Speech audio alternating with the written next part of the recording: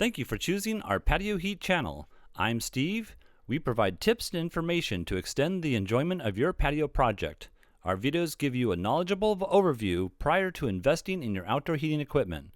Whether you are a professional or owner-builder, we provide specific details for optimum heat coverage for your application.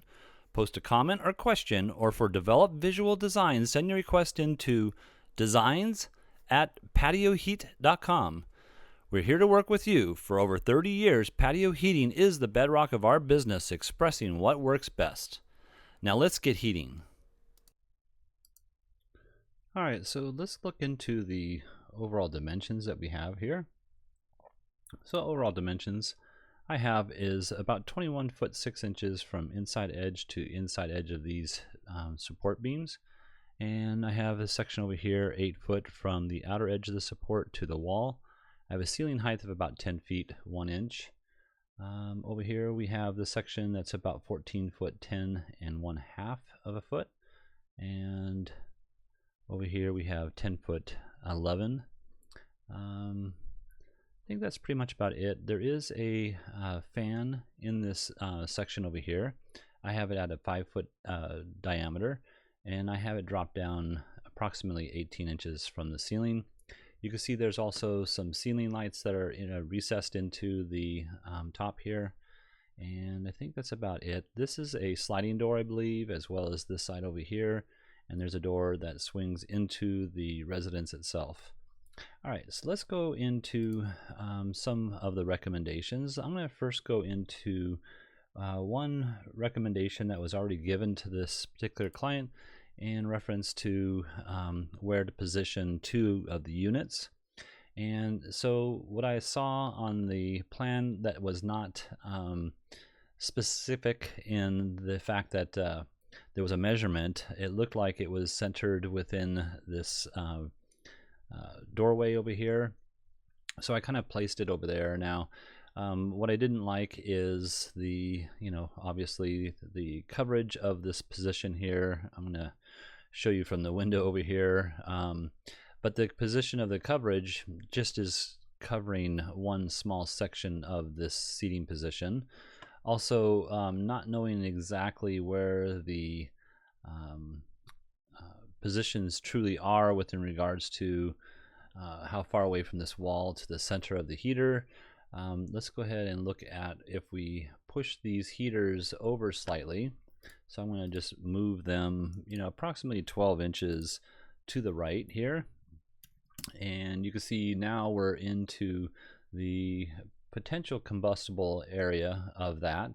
So that is 12 inches. We still are actually clear of the combustible, just slightly over here of the fan blade itself.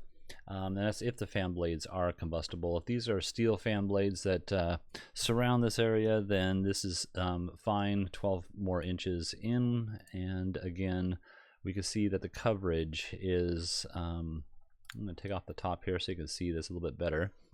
But the coverage is just hitting this section over here. All right, so this isn't an option that I would recommend highly. Let's go into another option.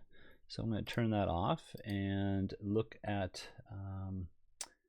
let's see here, possible alternative, which I think the client was asking whether this would be a usable application here if we place 2 6,000 watt units over here against the beam.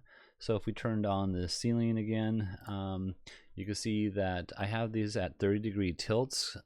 Once you go beyond the 30 degrees, so straight down 30 degrees out, or in I should say, once you go beyond that 30 degrees, you need to drop the heaters down an additional 6 more inches. So that would require a 6-inch drop, and that's something I don't like, but that would allow you to adjust the true angle that would be a little bit more beneficial. So I'm going to go ahead and just change it maybe another 10 degrees, so that's 40 degrees. And I'm going to take off the top again, and we'll look at the footprint of heat. So again, the footprint of heat isn't really covering the space very well. And I don't like even the 30-degree tilt. we're only hitting, you know, this position here and half of the position over here. So again, this is not one of my favorite applications as well. So let's go ahead and look at what I would possibly do. So let me turn this off, and I am going to leave the ceiling off for right now and go with possibly using 2 of the 6,000 watts. I have them centered within the fan structure here, and then I have them at, I think it's about 2.5 feet roughly. Let's see here. Yeah, so 2.5 feet to the center here to the wall, as well as 2.5 feet to the center of the bracket to the wall. 30-degree tilt in towards the center. You could go with possibly a 20-degree tilt, give you a little bit more or less overlapping coverage here in the middle. But you should note that, you know, on a 30-degree tilt, the major amount of heat that you will feel is going to be about 8 feet in from that point here. So you can see this is 16 feet 4, and the major amount of heat is going to be felt at 8 feet in. So with the overlapping rays, that would be fine.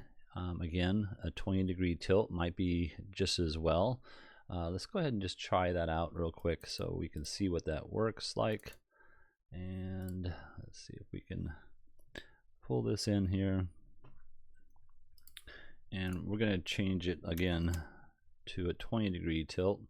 And again, the footprint of heat to me looks fairly decent in that application. I'm going to put the lid back on just to show that, you know, although I don't have the exact location of the light fixtures, I think this would be very much adequate for this application. Another thing to think about too is that, you know, essentially we have 3 walls around this area. So I know that the outer edge over here on the property is open air, and so there could be a lot of air movement that comes through here. But because of the 3 walls here and the ceiling, you're very well protected, and I think this would be much more than adequate as far as the footprint of heat and the comfort that you will feel from these 2 heaters. So lastly, what would I do about the dining space over here?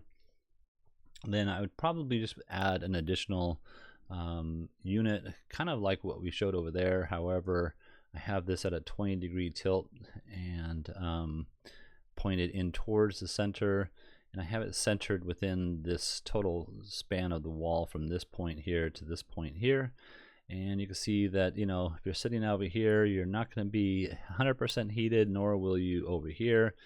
And over here, you know, yes, you're going to feel it on your upper body, but because this is infrared light wave absorbs into mass, the human body, tables, chairs, floors.